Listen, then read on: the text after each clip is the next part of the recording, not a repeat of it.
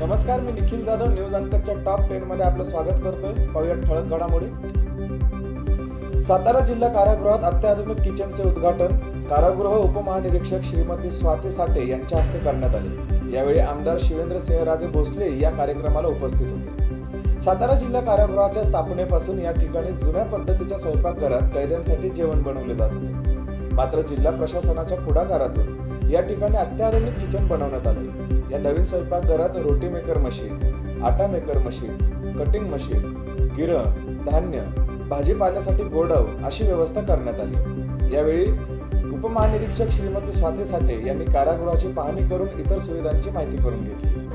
म्हणजे ही खूप चांगली बाब आहे, कारण सुधारणा आणि पुनर्वसन आपलं ब्रीदवाक्य आहे.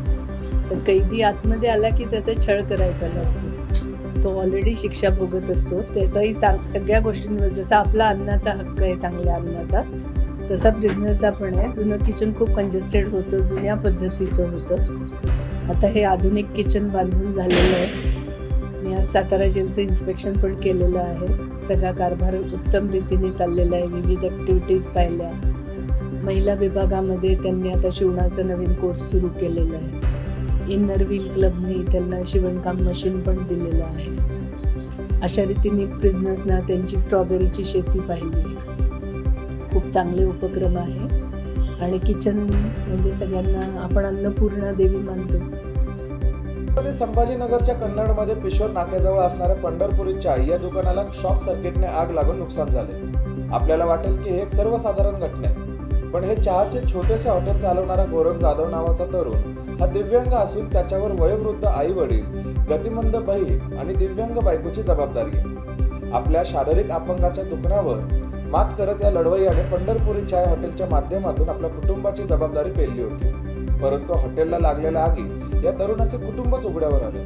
अशा परिस्थितीमध्ये या तरुणाला पुन्हा उभारी मिळावी म्हणून प्रहार जनशक्ती पक्षाचे तालुका अध्यक्ष युवराज बोरसे तसेच त्यांच्या सहकाऱ्यांनी या दाम्पत्याला 10,000 रुपयाची आर्थिक मदत देऊन सहाय्य केले. दानशूर व्यक्ती, प्रशासन तसेच राजकीय नेत्यांनी गोरख जाधव यास सहाय्य करावे असे आवाहनही प्रहार जनशक्तीकडून करण्यात आले. ट्रॅव्हल्समधील पैशाची बॅग चोरणाऱ्या 2 परप्रांतीय चोरट्यांना नवी दिल्ली आणि उत्तर प्रदेशातून अटक करत 83 लाख रुपयांची रोख रक्कम हस्तगत करण्यात भुईंज पोलिसांना यश आले. सदर चोरीचा गुन्हा उघडकीस आणण्याकरिता सोपोनी रमेश गर्जे यांच्या मार्गदर्शनाखाली गुन्हे प्रकटीकरण शाखा भुईंजचे एक पथक तयार करण्यात आले होते. सदर पथकाने अत्यंत चालाखीने आरोपींना ओळखून नवी दिल्ली येथे फरार झालेल्या आरोपीला शोधून काढले आणि आरोपीला विश्वासात घेऊन त्याच्याकडील 83 लाख रोख रक्कम हस्तगत केली. त्यानंतर सदर गुन्ह्यातील दुसऱ्या आरोपीला पडरी या उत्तर प्रदेश येथून ताब्यात घेतले. त्याचबरोबर या गुन्ह्यातील तिसरा आरोपी याचा शोध सुरू आहे, अशी माहिती पोलीस अधीक्षक समीर शेख यांनी दिली. सदर कामगिरीत सातारा स्थानिक गुन्हे शाखेचे पोलीस निरीक्षक श्री अरुण देवकर, भुईंज पोलीस स्टेशनचे प्रभारी श्री रमेश गर्जे यांच्या मार्गदर्शनाखाली पोलीस उपनिरीक्षक श्री विलास भंडारे व पोलीस उपनिरीक्षक श्री रत्नदीप भंडारे यांनी पार पाडले.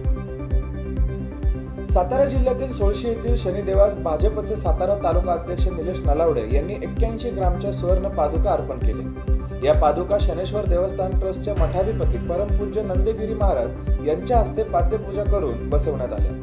निलेश नलावडे हे दर शनिवारी या देवस्थानच्या ठिकाणी येऊन शनिदेवाचे दर्शन घेत असतात. या शनिवारी त्यांनी 81 ग्रामच्या सुवर्ण पादुका अर्पण करून एक आगळा वेगळा धार्मिक आदर्श निर्माण केला. झाडे लावा झाडे जगवा या शासनाचा कानमंत्र कितपत पाळला जातो याचे जिवंत उदाहरण दापोली तालुक्यात पाहायला मिळते. मोजे सातेरेतर्फे नातू या गावी मोठ्या प्रमाणात लाखो रुपये किमतीच्या सागवान लाकडांची तस्करी करण्यात आल्याचे चित्र समोर आले. गोरगरीब शेतकऱ्यांनी काबाड कष्ट करून एका रोपट्याचे वटवृक्षात रूपांतर करण्यासाठी घेतलेली मेहनत या तस्करीमुळे फोल ठरते. या प्रकारात सरपंच, तंटामुक्ती अध्यक्ष आणि ग्रामपंचायत सदस्यांचा समावेश असल्याचे सूत्रांकडून सांगण्यात येते. भरधाव स्कॉर्पिओ ओमनीला धडकून थेट घरात घुसल्याची घटना जालना शहरातील संतोषी माता मंदिराजवळ घडली. या अपघातात सुदैवाने जीवितहानी झाली नसून एक जण गंभीर जखमी झाला, तर दोन्ही वाहनांसह घराचे मोठे नुकसान झाले. या अपघातातील जखमीला उपचारासाठी रुग्णालयात हलवण्यात आले, तर जालना शहरातील रस्ते अरुंद असल्याने अनेक ठिकाणी अपघात होत असल्याची माहिती नागरिकांनी दिली.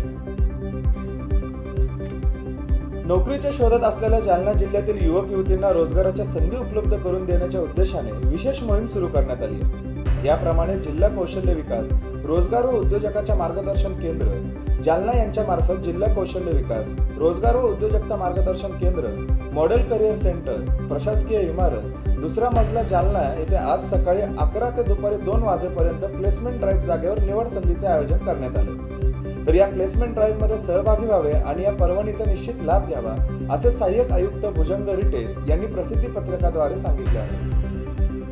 छत्रपती संभाजीनगरमध्ये आज जिल्हा अधिकारी कार्यालयात विविध शासकीय विभागातील महिला अधिकारी, कर्मचारी, महिला पत्रकार यांचा सन्मान व मतदार जनजागृतीचे कार्यक्रम आयोजन करण्यात आले होते. त्यावेळी मतदान हा लोकशाहीचा उत्सव आहे. मतदानाचा हक्क बजावून प्रत्येक भारतीय नागरिकाने तो उत्सव साजरा करावा. मतदारांमध्ये जाणीव जागृती निर्माण करण्यासाठी महिलांचा महत्त्वपूर्ण सहभाग असून त्यांनी मतदार जनजागृतीत पुढाकार घ्यावा असे आवाहन जिल्हा अधिकारी दिलीप स्वामी यांनी केले. निर्भयपणे तसेच धर्म वंश जात समाज भाषा यांच्या विचाराच्या प्रभावाखाली न येता किंवा कोणत्याही प्रकरणात बळी न पडता मतदान करू. जय हिंद. नाशिकच्या नांदगाव तालुक्यातील न्यायडोंगरी या गावातील 17 वर्षीय अल्पवयीन मुलीला फूस लावून पळवून नेऊन तिच्यावर अत्याचार केला म्हणून न्यायडोंगरी येथील भाटी परिवारातील पिता पुत्रांवर पोस्को अंतर्गत गुन्हा दाखल करून अटक करण्यात आली आहे. पोलीस सूत्रांकडून मिळालेल्या माहितीनुसार सदर मुलगी ही अल्पवयीन असून तिच्या पालकांच्या संमतीशिवाय मुलीला फूस लावून पळवून नेले आणि तिच्यावर अत्याचार केले. सदर प्रकरणाविषयी मुलीच्या आईने गुन्हा दाखल केला असून घटनेतील संशयित आरोपी मयूर आणि पिता दिलीप पाटील यांच्या विरुद्ध लैंगिक अत्याचार आदी कलमांतर्गत गुन्हा दाखल करून अटक करण्यात आली. संशयित आरोपी न्यायडोंगरी येथील राहणारे असून पुढील तपास पोलीस निरीक्षक आणि उपनिरीक्षक करतात. बीड जिल्ह्याच्या अंबेजोगाई तालुक्यातील नवाबवाडी येथील सार्वजनिक रस्त्यावर उभारण्यात आलेल्या हायमॅक्स पथ दिव्याची मोठी दुर्दशा झाली असून संबंधित गुत्तेदाराने हायमॅक्स दिव्याची दुरुस्ती न केल्याने नवाबवाडी ग्रामस्थांना अंधारात चाचपडत चालावे लागते. त्यामुळे लवकरात लवकर हायमॅक्स दुरुस्त करून चालू करण्याची मागणी नवाबवाडीतील नागरिक करतायत. तर वेळ झाली आहे टॉप 10 मध्ये इथेच थांबण्याची. तुम्ही पाहत राहा न्यूज अँकर. धन्यवाद.